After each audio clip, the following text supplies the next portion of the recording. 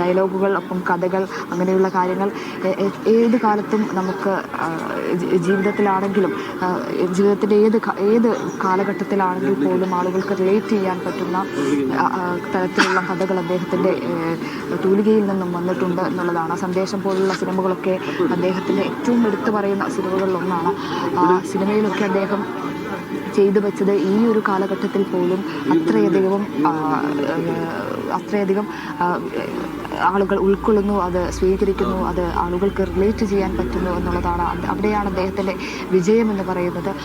ഒരു വ്യക്തി ജീവിതത്തിൽ പോലും, സിനിമാ ജീവിതത്തിൽ ഒരു അതുല്യ പ്രാഗൽഭ്യം പ്രകടിപ്പിച്ചിരുന്നു, ഒരു പ്രതിഭയായിരുന്നു എങ്കിൽ പോലും വ്യക്തി ജീവിതത്തിലും അതേപോലെയുള്ള വലിയ ഗുണങ്ങൾ കാത്തു സൂക്ഷിച്ചിരുന്ന ഒരു വ്യക്തി കൂടിയാണ്. മുമ്പ് സൂചിപ്പിച്ചതുപോലെ തന്നെ കൃത്യമായിട്ടുള്ള മറുപടികൾ, കൃത്യമായിട്ടുള്ള നിലപാടുകൾ, അത് വ്യക്തവും ശക്തവുമായി ഏത് വേദിയിലും പറയുന്ന ഒരു പ്രകൃതം കൂടിയാണ് ശ്രീനിവാസൻ ഉണ്ടായിരുന്നത്.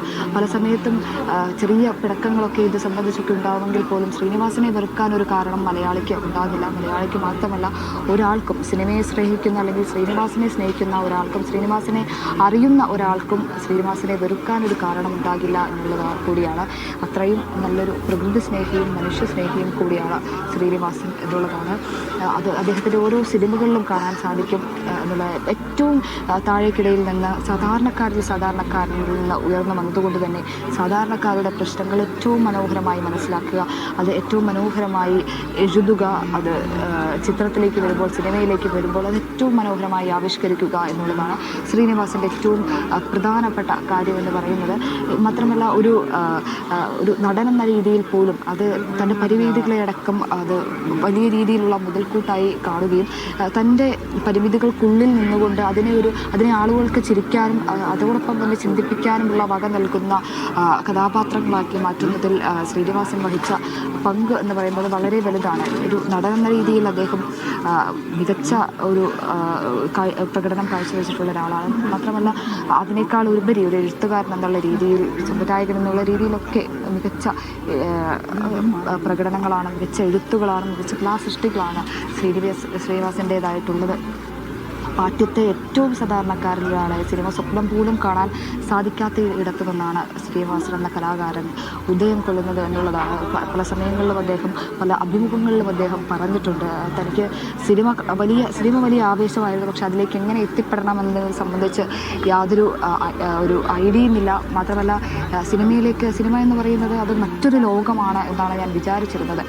അതിലേക്ക് എത്തിപ്പെടാൻ ഒരിക്കലും എനിക്ക് സാധിക്കുമെന്ന് ഞാൻ കരുതിയതല്ല എന്നുള്ളതാണ് അദ്ദേഹം പറഞ്ഞത്. കാരണം ഈ എത്തിപ്പിടിക്കാവുന്നതിനും അപ്പുറമായിരുന്നു പാഠ്യത്ത് താൻ താമസിക്കുമ്പോൾ സിനിമ ഉണ്ടായിരുന്നത്. പക്ഷേ തൻ്റെ ജീവിതത്തിൽ സിനിമ സംഭവിക്കുകയായിരുന്നു. പലരും പ്രവചിച്ചതുപോലെ തൻ്റെ ജീവിതത്തിൽ സിനിമ സംഭവിക്കുകയായിരുന്നു. പക്ഷേ ഞാൻ എൻ്റെ ജീവിതത്തിൽ സിനിമ എപ്പോൾ വന്നു തൊട്ട് ഞാൻ ഒരു സ്ഥിരോത്സാഹിയും കഠിനാധ്വാനമുള്ളവനുമായി സിനിമ എന്നെ മാറ്റിയെടുത്തു, സിനിമ എന്നെ ഒരു നല്ല മനുഷ്യനാക്കി എന്നുകൂടി ശ്രീനിവാസൻ പറഞ്ഞു വെക്കുന്നുണ്ട്. അതായത് പല സന്ദർഭങ്ങളിലും വളരെ അലസനായിരുന്ന ഞാൻ, എൻ്റെ ചെറുപ്പകാലഘട്ടത്തിൽ പ്രത്യേകിച്ച് 70കളുടെ തുടക്കത്തിലൊക്കെ വളരെ അലസനായിരുന്ന ഞാൻ സിനിമയിലേക്ക് വന്നപ്പോൾ സിനിമ എനിക്ക് കഠിനാധ്വാനം നൽകാനുള്ള ഒരു മാർഗമായി, അല്ലെങ്കിൽ എഫേർട്ട് ഇടാൻ എനിക്ക് തോന്നിയ ഒരു സ്ഥിരോത്സാഹിയായി എന്നെ മാറ്റിയത് അത് സിനിമയാണ്. സിനിമയ്ക്ക് വേണ്ടി ഞാൻ എന്നും ചെയ്യും എന്ന് ശ്രീനിവാസൻ പല അഭിമുഖങ്ങളിലും പറഞ്ഞിട്ടുണ്ട്. കാരണം ഒരു സാധാരണക്കാരന് സ്വപ്നം കാണുന്നതിനും അപ്പുറം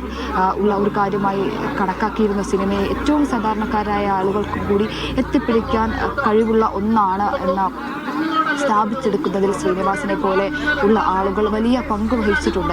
ഈ സിനിമയെ മാത്രമല്ല, സിനിമ ഒരു ആസ്വാദനത്തിനുള്ള ഒരു മാർഗം മാത്രമായിട്ടല്ല ശ്രീനിവാസൻ കണ്ടത്, മറിച്ച് രാഷ്ട്രീയ വിമർശനങ്ങളുടെ, നമ്മുടെ പ്രതിഷേധങ്ങൾ അറിയിക്കാനുള്ള ഒരു മാർഗമായി, നമ്മുടെ വിപ്ലവങ്ങൾ സൃഷ്ടിക്കാനുള്ള ഒരു മാർഗമായി സിനിമയെ മാറ്റിയ ഒരാൾ കൂടിയാണ് ശ്രീനിവാസൻ എന്ന് പറയുന്നത്. അത്രയധികം ഒരു സാമൂഹ്യ പശ്ചാത്തലത്തിൽ ഊന്നി, അതായത് നിലവിലെ മലയാളികളുടെ സാമൂഹ്യ പശ്ചാത്തലത്തിൽ, കേരളത്തിലെ സാമൂഹ്യ പശ്ചാത്തലത്തിൽ ഊന്നി പ്രതിഷേധങ്ങളും വിപ്ലവങ്ങളും വിമർശനങ്ങളും ഒക്കെ സിനിമകളിലൂടെ അറിയിച്ചിരുന്ന ഒരു വ്യക്തി കൂടിയാണ്.